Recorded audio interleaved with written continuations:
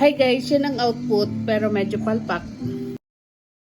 Hello mga ka-overseas mom, welcome po sa channel ko. We are here on our part 2 for our preparation of chicken breast peri-peri. If bago kayo sa channel, please do not forget to subscribe, like, and press the bell button para updated po kayo sa mga videos. You're just sharing the, chicken 101 char. Now again, I'm sharing the previous video, which is, the chicken. I strip it, cut it in a strip, and marinated with the salt, pepper, onion powder, and the garlic powder with the paprika. And then, I'm frying now to cook it a little bit. Then we will insert that into the chili with the. But before we put it inside the chili, we have to wrap it in the cheese, and then that's it. We have to insert and then coated with the flour, egg, and then breadcrumbs, and then egg again, and then breadcrumbs, and then fry. So check it out the video, and this is a simple cooking only, and this is my first time to do this, so it's a kind of not so good, but the taste wise is, yes, it's perfect. It's nice and it's good. And the chili, one of the chili is too spicy. Oh my god, my mouth is like burning. And Gia likes it, but of course she's not into the chili one.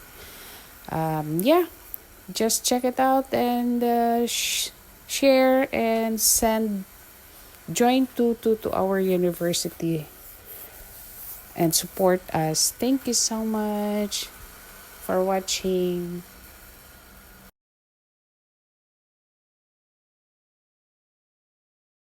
Ayun na guys, i-wrap.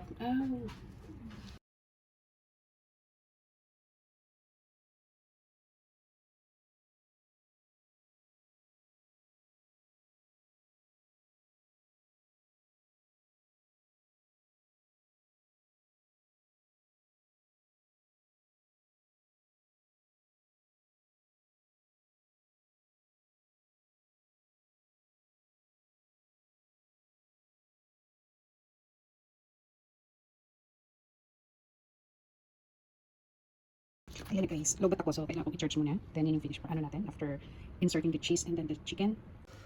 Hello mga ka-overseas mom, ito na po yung coating natin dun sa natin dito. Natunaw yung cheese ko. Anyways, ayan, flour, breadcrumbs, and egg. So what we need to do here is this one. We'll coat it in the flour. And then let's coat it in the egg. Yan.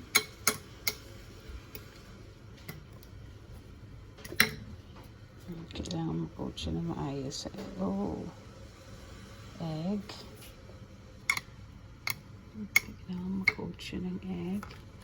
And then here in the breadcrumbs. Yan.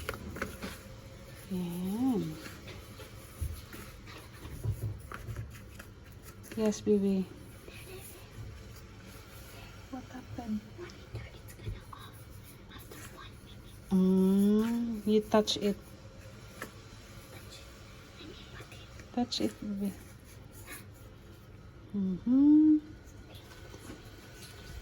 Then, ano ba? Another coat with the egg.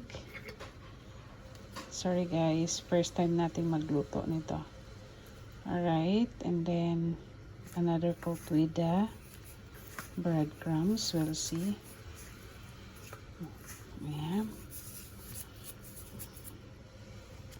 Yan lang yung process natin, diba? So, yan yung kinote natin mga ka-overseas man. Then, we will fry it na medyo mainit na siya. Okay?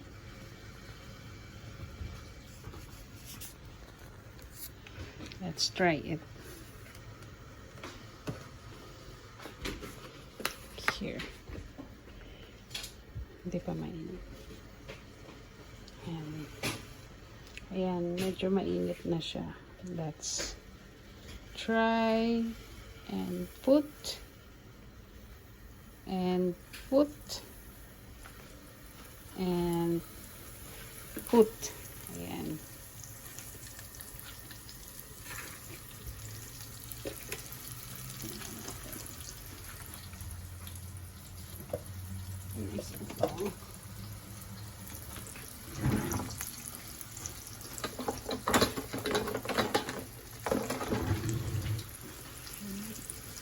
Yung upoy natin, medyo mahina lang kasi sobrang ano niya. Ayan.